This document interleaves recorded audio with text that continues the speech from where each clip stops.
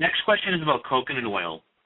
If someone doesn't have a gallbladder, is that the best source of fat since most of the medium-chain fatty acids don't need bile to digest? And are there any other good sources? Oh, I think just eating things in a mixed form in small amounts is important if you don't have a gallbladder.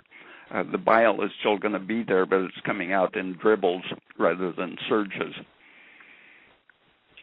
So mixing your fats with your proteins, carbs in smaller amounts? Yeah. Okay. It's pretty simple.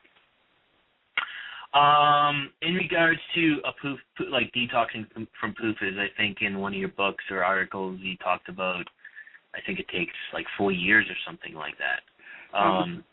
Yeah, that's some experiments in both rats and people. They found that it depends on the size of the fat cell, depending on that rather than the size of the organism. And it's just a slow process to randomly renew the composition of the fat cells.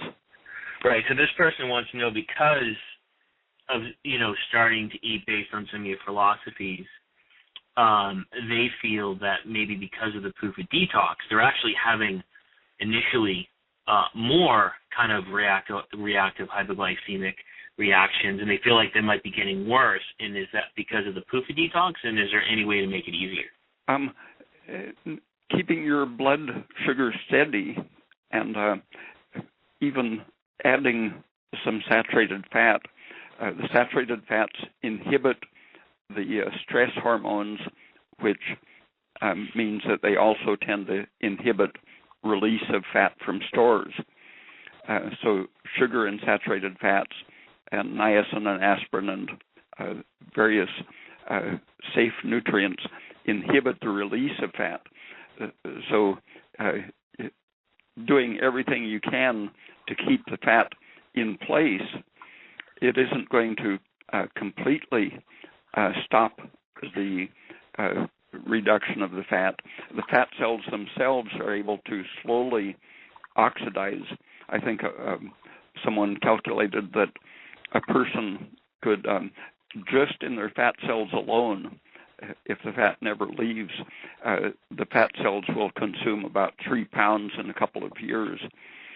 Very slow reduction, but the minimal release into the bloodstream isn't going to cause the stress symptoms if you're having the saturated fats to turn off the stress reactions, outweighing the pro-stress effects of the liberated fats.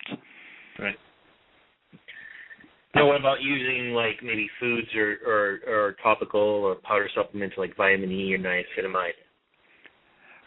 Yeah, niacinamide is an anti-fat liberating substance, and usually 100 milligrams twice a day is all it takes, but it's fairly safe to use larger doses if it's needed.